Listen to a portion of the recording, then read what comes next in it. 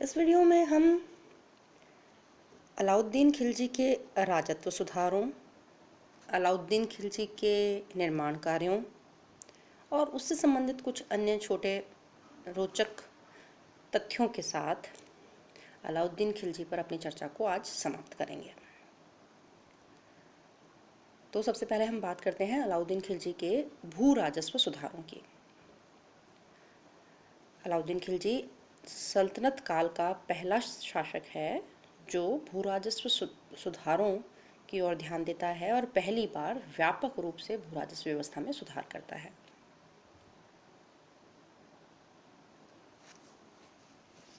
अगर भू राजस्व सुधार के पीछे के उसके उद्देश्यों की हम बात करें तो आपको बार बार कहा जा रहा है कि अलाउद्दीन खिलजी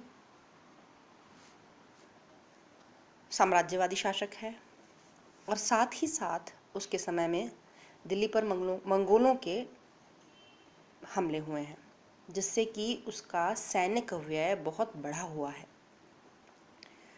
अतः इस सैनिक व्यय को राज्य की आय से ही हम पूरा कर सकते हैं।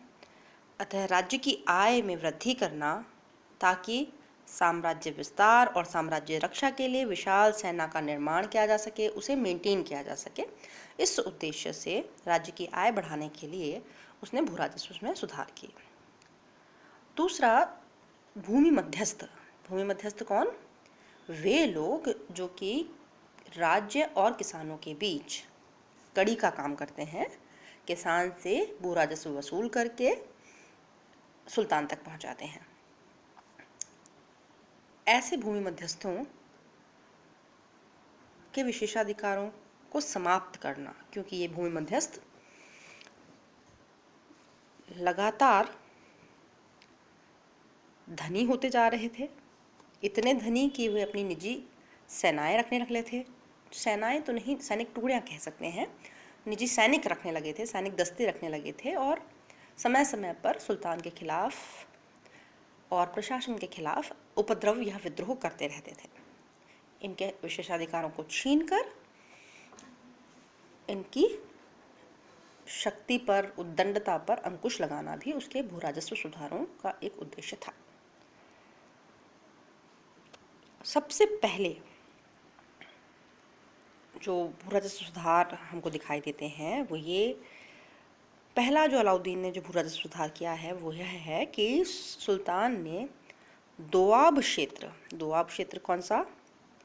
गंगा और यमुना नदी के जो बीच का इलाका है उसे दोआब कहा जाता है। दोआब मतलब दो पानी, गंगा का पानी और यमुना का पानी।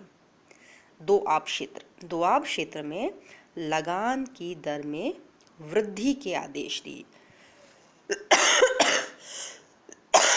Excuse me. अब तक किसान को अपनी उपज का 1/3 अथवा 33% भाग भू राजस्व के रूप में, लगान के रूप में देना होता था, लेकिन अलाउद्दीन खिलजी ने क्या नई व्यवस्था की? उसने इस दर को लगान की इस दर को उपज का 50% कर दिया। ठीक है। दूसरा, इस दोआब क्षेत्र में कर मुक्त जो भूमि थी, कौन कौन सी होती है कर मुक्त भूमि? इक्ता मतलब वेतन के बदले मिली हुई भूमि, जिस पर आप खेती करें और आपको कोई कर नहीं देना होगा। इनाम, किसी विशेष कार्य के बदले इनाम के रूप में मिली हुई भूमि। वक्फ, धार्मिक दान के रूप में मिली हुई भूमि। इदरात, पेंशन के रूप में मिली हुई भूमि। ये जो भूमि थी, ये जो भूमि अनुदान थे, इन पर ये सब भूमि अनुदान कर मुक्त होते थे। इन कर मुक्त भूमि अनुदानों को वापस ले लिया गया। और ये भूमि अनुदान किसको मिलते थे? सैन्य अधिकारियों को मिलते थे, सामंतों को मिलते थे, उलेमा वर्ग, ठीक है, जो कि धार्मिक वर्ग था, उसे मिलते थे। इस सारी भूमि को वापस ले लिया गया और उसे खालसा भूमि में बदल दिया गया। खालसा का मतलब होता है सुल्तान के सीधे शासन के अधीन आने वाली भूमि।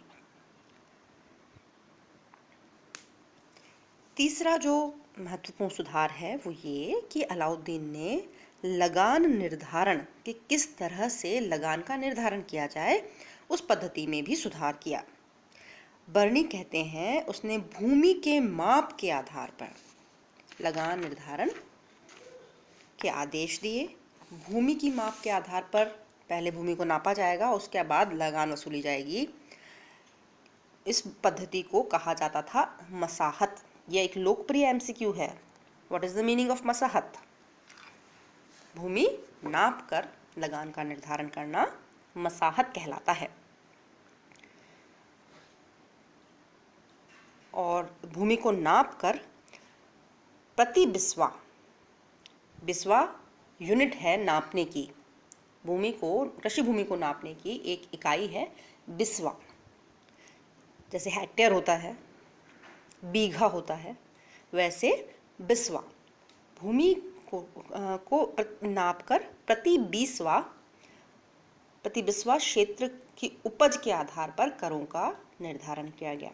ठीक है, ये तीसरा सुधार हो गया। चौथा महत्वपूर्ण सुधार है लगान वसूली की जो व्यवस्थाएं थी, लगान वसूली के जो काम था, उसमें भ्रष्टाचार हमेशा होता था, होता रहा है और आज भी कर प्रणाली में हमको भ्रष्टाचार जैसी चीज़ें दिखाई देती हैं।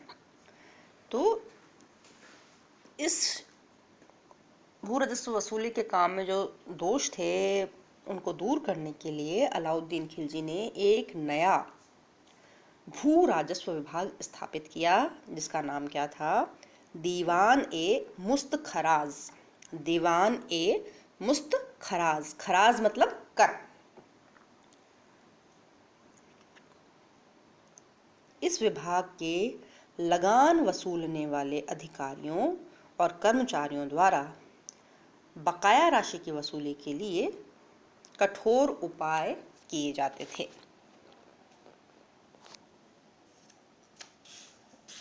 अगला जो बहुत महत्वपूर्ण सुधार है वो है भूमि मध्यस्थों के विशेषाधिकारों की समाप्ति। भूमि मध्यस्थ वर्ग जो था उसमें खूत, मुकद्दम और चौधरी, ये लोग आते थे। ये लगान वसूली के काम में राज्य को सहयोग देते थे और किसान से लगान वसूल कर राज्य के अधिकारियों को देते थे। इसके बदले में इन्हें कुछ सुविधाएं और विशेषाधिकार प्राप्त थे, जैसे कि ये अपनी स्वयं की भूमि से रियायती दर पर लगान देते थे। मतलब किसानों से अगर 50% उपज का वसूल किया जा रहा है लगान के रूप में, तो उन्हें इस दर में रियायत मिल जाएगी, इन्हें 20% या 30% ही देना होगा। इसके अलावा ये किसान से भू राजस्व के अलावा अपने लिए भी कर वसूल करते थे। लगान तो किसान से वसूल की और अधिकारी को सौंप दी, लेकिन इस सारे काम के बदले ये अपने लिए भी कुछ कर किसान से वसूल करते थे, जो हकूक खुती माने खुद को मिलने वाला अधिकार। खुद है मध्यस्थ का नाम, खुद को मिलने वाला हुकूक, हुकूक माने अधिकार। सामान्य रूप से खुद अपनी स्थिति, ये जो खुद थे वो मुकद्दम और चौधरी से अधिक महत्वपूर्ण थे। भूमि पर इनका अधिकार वंशानुगत था और राज्य इनके अधिकारों को मान्यता देता था, जबकि जो मुकद्दम और चौधरी थे वो गांव के मुखिया थे या परगने के प्रधान थे। और ये जो खुद मुकद्दम चौधरी है ये अपने अधिकारों का दुरुपयोग करते थे। मतलब किसानों से अधिक मात्रा में लगान वसूल करते थे, सुल्तान तक कम पहुंचाते थे और हुकूक खुती जैसे अतिरिक्त करों के रूप में ये किसानों का शोषण करते थे। और इस तरह शोषण करते हुए ये काफ़ी धनी भी हो गए थे और ये अपनी निजी सेनाएं रखने लगे थे और इन सैनिकों के माध्यम से ये उपद्रव खड़ा किया करते थे, विद्रोह किया करते थे। इन्हें कमज़ोर करने के लिए इनका धन भी छीनना ज़रूरी था और इनके विशेषाधिकार भी छीनना ज़रूरी था। अतः अलाउद्दीन खिलजी ने इन्हें रियायती दर पर लगान देने की सुविधा से वंचित कर दिया और इनके सभी हकूक मानी अधिकार अवैध घोषित कर दिए गए। इन उपायों की वजह से इस वर्ग की स्थिति पर आघात पहुंचा और बर्नी तो यहाँ तक लिखते हैं कि अब इस वर्ग के लिए घुड़सवारी करना, हथियार रखना, महंगे वस्त्र पहनना, पान खाना तक भी संभव नहीं था। इनके घरों की औरतें अब दूसरों के घरों में जाकर काम करने के लिए बाध्य हुई। हालांकि बर्नी के ये विचार अतिशयोक्तिपूर्ण लगते हैं, लेकिन फिर भी इससे ये स्पष्ट है कि मध्यस्थ भूमिपतियों की स्थिति निश्चित रूप से कमजोर हुई होगी और उनकी विद्रोही प्रवृत्ति पर, उद्दंडी प्रवृत्ति पर अंकुश लगा होगा। इसके अलावा जो एक और सुधार है वह है कि नए करों का आरोपण अलाउद्दीन खिलजी द्वारा किया गया और कुछ करों की दर में भी परिवर्तन किया। लगान भू राजस्व तो उसने 1/3 से बढ़ाकर आधा कर दिया। उसी तरह से एक और कर होता है, खम्स कहते हैं उसको। खराज तो होता है भूमि कर, जिसकी दर 33% से बढ़ाकर 50% कर दी गई। दूसरा एक महत्वपूर्ण कर होता था राज्य की आय का के लिए, वो था खम्स। खम्स मानी युद्ध की लूट। नए इलाकों में जाने पर सेना को बड़ी मात्रा में सेना बड़ी मात्रा में लूट का सामान लाया करती थी और अब तक का नियम ये था कि जो युद्ध की लूट है उसमें से 80% सैनिकों के बीच बंट जाएगा और 20% राजकोष में जमा होगा। लेकिन अलाउद्दीन खिलजी ने इसको रिवर्स कर दिया। मतलब ये कि अलाउद्दीन खिलजी के समय में खम्स यानी युद्ध की लूट का 80% भाग राजकोष में जमा होने लगा और 20% भाग सैनिकों के बीच बंटने लगा। इससे राज्य की आय में स्वाभाविक है वृद्धि हुई। उसने कुछ नए कर लगाए, जैसे कि घरही या घरी यानी कि हाउस टैक्स, मकान पर लगने वाला कर।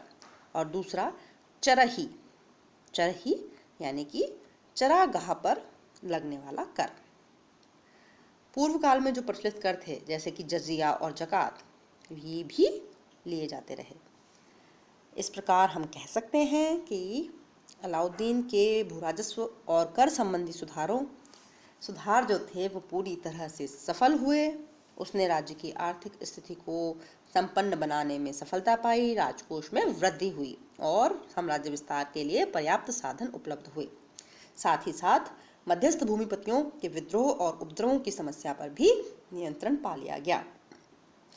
अतः दोनों ही अपने लक्ष्यों में, अपने उद्देश्यों को पूरा करने में वो सफल हुआ और सल्तनत कालीन इतिहास में उसकी सफलता अभूतपूर्व थी। इससे पहले इतने व्यापक आर्थिक सुधार किसी सुल्तान ने नहीं किए थे। इसी के साथ उसके भूराजस्व सुधारों की बात हम यहीं ख़त्म करते हैं।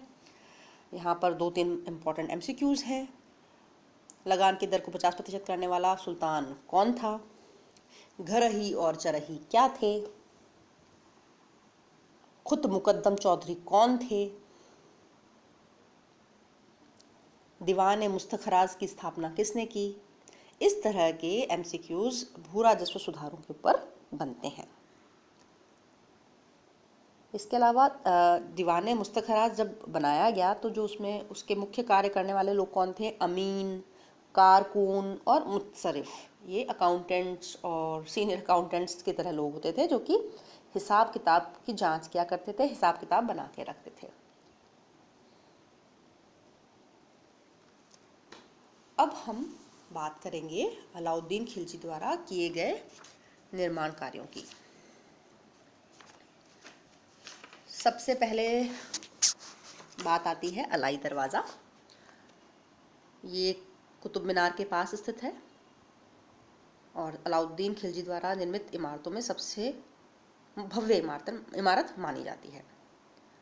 प्रसिद्ध कला विशेषज्ञ फर्ग्यूसन ने सल्तनत काल में निर्मित इमारतों में इसे सर्वाधिक कीमती रत्न की संज्ञा दी है और इसका निर्माण 1310-1311 में करवाया गया। अलाई दरवाज़ा, ठीक है। दूसरा, अलाउद्दीन खिलजी द्वारा दिल्ली के नज़दीक सीरी के नाम से एक नया नगर बसाया गया, जो अब दिल्ली का ही एक हिस्सा है।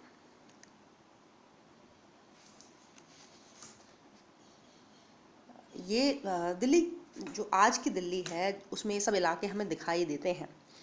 सीरी फोर्ट का इलाका कहा जाता है इस इलाके को आज भी। अलाउद्दीन खिलजी द्वारा ही सीरी फोर्ट का निर्माण कराया गया था, सीरी का किला बनवाया था। सल्तनत काल में दिल्ली सुल्तानों द्वारा दिल्ली के पास 7 नए नगर बसाए गए थे, यानी ये दिल्ली का विस्तार था एक्चुअली। पहला महरौली कुतुबुद्दीन ऐबक ने बसाया, दूसरा सीरी अलाउद्दीन खिलजी ने बसाया, तीसरा तुगलकाबाद गयासुद्दीन तुगलक ने बसाया, चौथा जहांपनाहबाद मोहम्मद बिन तुगलक ने बसाया, फिरोज़ाबाद फिरोज़ तुगलक ने बसाया, मुबारकाबाद सैयद सुल्तान मुबारक शाह ने बसाया और मुहम्मदाबाद सैयद सुल्तान मोहम्मद शाह ने बसाया। ये 7 नगर आज की दिल्ली में स्थित हैं। ये दिल्ली की लोकेलिटीज़ हैं आजकल। जो अलाउद्दीन खिलजी ने सीरी नगर बसाया और सीरी के किले का निर्माण कराया, वहाँ पर इस किले को हजार शितन के नाम से भी जाना जाता है। ऐसे ही अलाउद्दीन खिलजी ने लाल पत्थर से ज़ैमत खाना मस्जिद बनवाई और ये भारत की पहली मस्जिद थी जो पूरी तरह से मुस्लिम या ईरानी शैली में बनी थी। इसी तरह से अलाउद्दीन खिलजी ने एक तालाब का निर्माण कराया दिल्ली में, जिसे हौज़ खास कहा जाता है। आज भी ये इलाका दिल्ली में इसी नाम से प्रचलित है, हौज़ खास। ये हुई अलाउद्दीन खिलजी द्वारा किए गए निर्माण कार्यों की बात। अब कुछ रोचक तथ्य जो शायद छूट गए हैं, वो ये कि अलाउद्दीन खिलजी के दक्षिण अभियानों का नेतृत्व किया था उसके प्रसिद्ध गुलाम मलिक काफूर, जिसे कि 1000 दिनारी भी कहा जाता है। और ये मलिक काफूर अपने दक्षिण भारतीय हमलों के दौरान वारंगल के काकतीय राज्य से जो खजाना लूट के लेकर आए थे, उस लूट में कोहिनूर हीरा भी था। ये हीरा वारंगल राज्य की गोलकुंडा की खानों से निकला था और ये हीरा लगातार ट्रैवल करता रहा और कोहिनूर हीरे की यात्रा भारत से इंग्लैंड तक की, इस पर स्वतंत्र रूप से शोध हो चुका और एक पुस्तक भी लिखी जा चुकी है, ठीक है, कोहिनूर हीरा। फिर जो होयसल राज्य जो कि द्वार समुद्र जिसे भी कहा जाता है, उसे आजकल हम हेलविड कहते हैं, हलेविड। पांड्य राज्य को समकालीन मुस्लिम जो इतिहासकार हैं उन्होंने माबर नाम से पुकारा है। अगला फैक्ट जो है वो ये कि देवगिरी का जो राजा था रामचंद्र देव, ये मैं आपको पहले भी बता चुकी हूँ, वो मलिक काफूर के साथ दिल्ली आया था। उसने अलाउद्दीन खिलजी की अधीनस्थता स्वीकार की। अलाउद्दीन खिलजी ने उसे रायन की उपाधि दी और गुजरात में स्थित नवसारी की जागीर उसे प्रदान की और इसी कारण रामचंद्र देव ने अलाउद्दीन खिलजी के दक्षिण अभियानों में उसकी मदद की। इसके साथ हम अलाउद्दीन खिलजी का ये रोचक विषय यहीं समाप्त करते हैं। उम्मीद है कि इन अलाउद्दीन खिलजी पर जो वीडियो सीरीज़ हमने शुरू की, उन सबको सुनने के बाद पद्मावत फिल्म के अलाउद्दीन खिलजी की जो छवि आपके दिमाग में बनी है, उससे फ़र्क एक छवि अलाउद्दीन खिलजी के बारे में आपके मस्तिष्क में बनी होगी। अलाउद्दीन खिलजी केवल एक क्रूर सुल्तान नहीं है, बल्कि वो बहुत प्रतिभाशाली है और कई सारे मौलिक प्रशासनिक और भू राजस्व सुधार और सैनिक सुधार उसने किए हैं। इसी के साथ हम ये टॉपिक यहीं समाप्त करते हैं। Thank you.